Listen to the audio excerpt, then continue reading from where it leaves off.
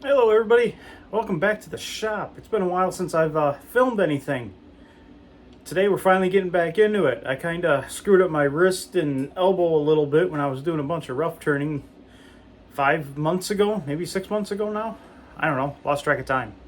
But anyway, I've had other projects going and still staying busy, and finally I'm able to get back to the turning. It's a beautiful July day in Michigan, as you can see. It's 76 degrees with 77% humidity, so I may be dripping on some things, but oh well, it's Michigan. What can you do? It's 10 o'clock in the morning on top of that, and it's already at that. Humidity will drop as the day goes on, but the temp's going to go up.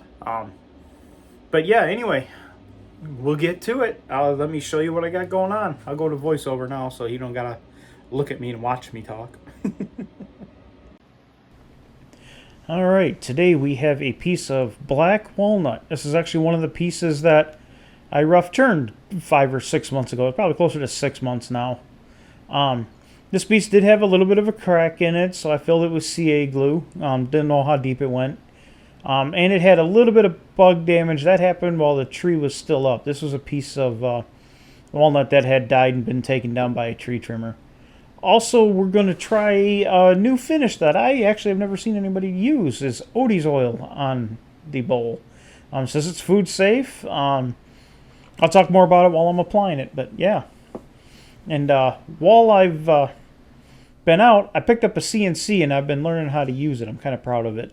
So I just figured I'd show a quick little time lapse of it cutting a charcuterie board. I've actually got this one and I've got a small one, and I picked up a little bit bigger laser too, so I'm learning how to use those items. Alright, we're going to mount it. We got to chew up the tenon, so we're going to mount it like a little bit of a foam padding glued to a waste block. And use my tailstock to press it up against there. It's a jam chuck. It wasn't too out of round, and I maybe could have got away with just chucking it up and sending it. But I had a feeling this was going to be a really pretty piece, so I didn't want to take a chance of messing it up. And you notice I'm standing off to the side for the first time spinning the lathe up. Now check it to see how out of shape it is, and seemed to be pretty good.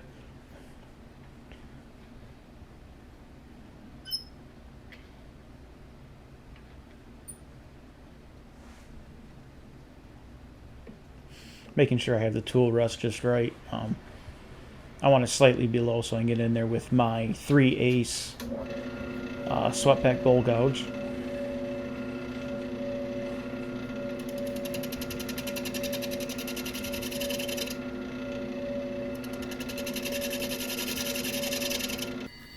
Alright, I included that just so you can see how slow and gentle I actually was going. When I put too much pressure on it, you can cause it to move a little bit on the jam chuck. So you gotta go slow and you gotta take your time. And we're gonna readjust the tool rest. I'm gonna switch to a skew. Skew, you want to hit dead center, so I'm making sure I have that right. And they also happen to have just the right angle for the jaws on my chuck. And some of my longtime people will notice that's a bigger tenon than I normally use. I finally went and got a set of 4-inch jaws for the chuck. Actually, I think it might be 3-inch. I can't remember. 4-inch. I'm going to say 4-inch. It's the next size up from the 50mm. It's the 100mm jaws. You see right there, I showed you that little lip there. That was there on one side, not on the other. That'll cause the bowl to wobble in the chuck. So I made sure to check that and just touch it a little bit. You want the face of those jaws to sit hard against the bottom of the bowl. Give you your best results. Less chance of breaking the tenon.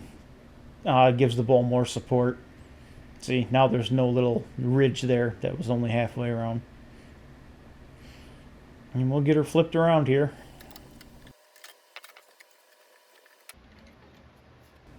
This is what my jam chuck looks like. Just a piece of scrap wood with a foamy glue to it. I use a Nova G3 chuck instead of the 100mm balls. You can see me pushing really hard here on the blank. That's to make sure that bowl is up against the chuck jaws. I want to make sure that's right, but I don't want the bottom of the tenon hitting the bottom of the chuck either, so you got to make sure your tenon's not too thick.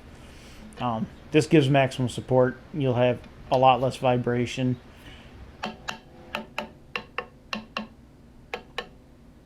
And I'm tapping it as well before I do the final tightening. That also makes sure that something's not sitting funky.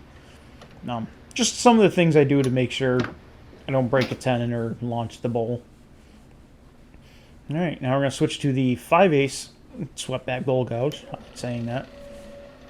And we're going to do the outside. I'm going to do this in a different position than you normally would, just so you guys can see what's going on.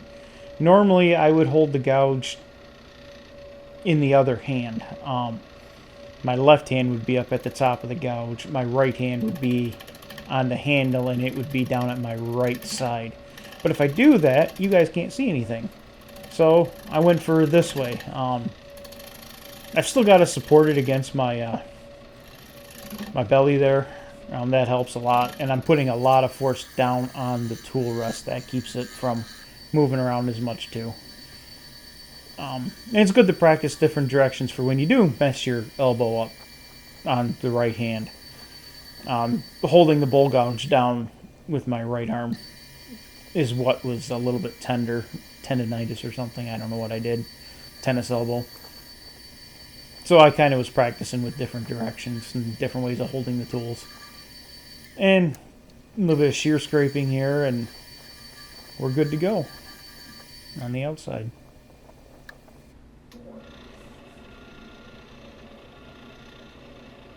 Alright, you see me checking the sharpness of it there. But I decided to do the beginning of this flattening cut on the rim. Usually there's dirt and stuff, and I got the anchor seal on there. And that first cut is the one that's going to dull the chisel the most. So I figured I'll just go through it once, nice and easy. And then you're going to see me swap out bowl gouges here in a second. And it'll cut a whole lot better once I do that.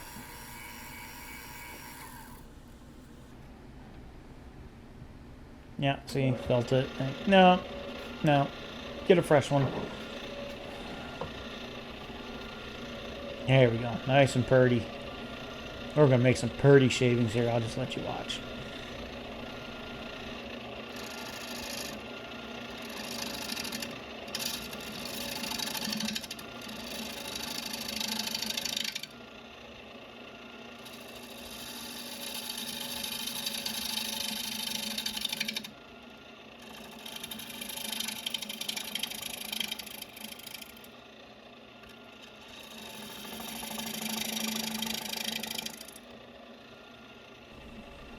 And you'll see I had a little bit of a skip back right there. My fault. I didn't have the gouge positioned correctly, and it caught a little bit and skipped back.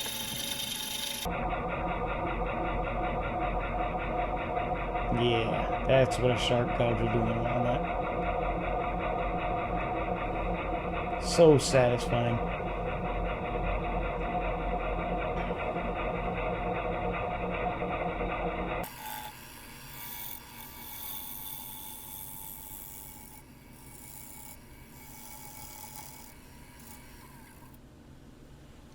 Checking the wall thickness on it. I wanted to keep this bowl a little bit thicker than normal. I didn't want to go super thin with it, just because how pretty the piece was. And you notice there's some bug holes on the those bug holes on the outside edge. I didn't want those to appear on the inside. I wanted to keep the inside pristine, so I didn't know how thin I could go and not get into the bug holes. And looks like I got lucky. I got it just right, and I did not touch any of the bug holes. Using my calipers here to double check, make sure I don't go too thin on the bottom. Look at them purty shavings. Anyway, time for sanding. 80 to 400 grit. I use the air compressor to blow the grit out of the pores. I find it helps increase the life of the sandpaper a little bit. Doesn't load up as fast. You see, I just work my way through them real quick. There we go. Now we're going to put the Odie's oil to it. I like applying this stuff. I like the way it smells. I like the way it feels. There's nothing toxic about it. I even pulled the MSDS for it and materials data safety sheet for it. And there's absolutely nothing on there. It's beautiful. But you take basically a white Scotch-Brite pad, put a little dollop on it. You can see that was maybe a dime-sized dollop. And just buff it in. Yeah, it just makes the wood shine.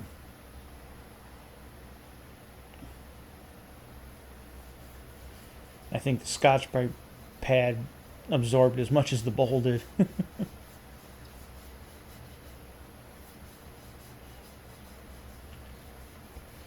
I've done a little bit of testing with it. I have I made a quick little coaster out of a piece of walnut, and I bring water bottles out to the shop all the time, and with the humidity, they sweat a lot. So I've been setting the sweaty water bottles on the little coaster of walnut that's covered in this, and it's holding up just fine. I've been doing it for a week straight, and the water's still beating up just fine, and I'm not doing anything fancy. Like, at the end of the day, I shake the water off of it and throw it back on the workbench and leave it overnight in the humid shop, and the stuff seems to be doing great. They say it takes 72 hours to set up, and then it'll be good to go. I think 72 hours and it can be used, and 2 weeks to fully cure. Again, I'm putting it on the outside here. You rub it in, you wait 40 minutes to an hour, and you go and buff it off with a soft cloth.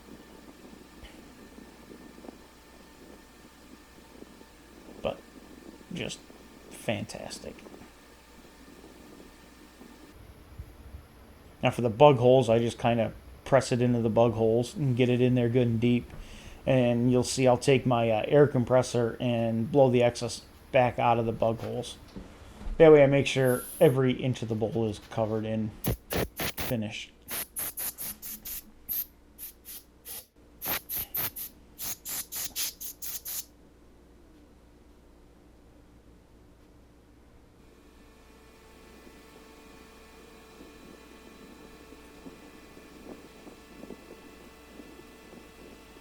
You can see the chatoyance in the pieces. I'm turning it.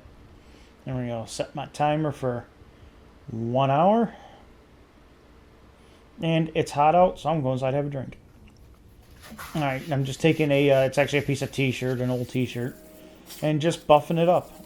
The more you buff it, the shinier it'll get. I've got a nice semi-gloss sheen on it when it was all said and done. Very happy with it, and you can handle it. Pull it off and you won't leave fingerprints. Like right now, I can pull it off and work on it. I'm actually gonna take it off. Look at that chatoyance.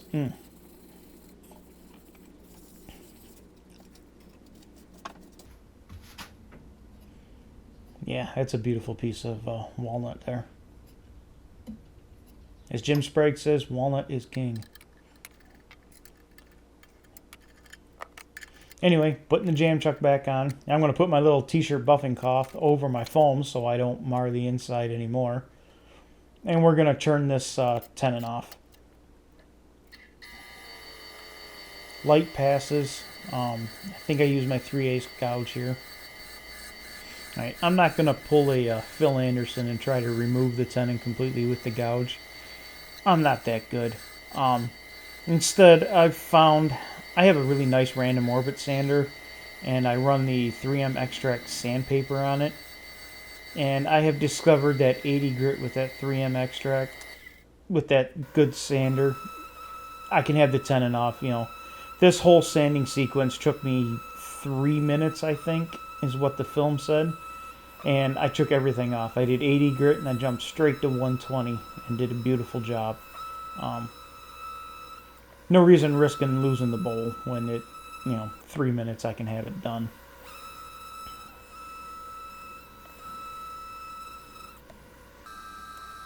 Alright, we're burning our logo on, and then I'm going to talk at you a little bit on the screen, and hope you enjoyed the video. If you'd leave me a like, that'd be nice. It'll help, and hopefully I'll see you again soon.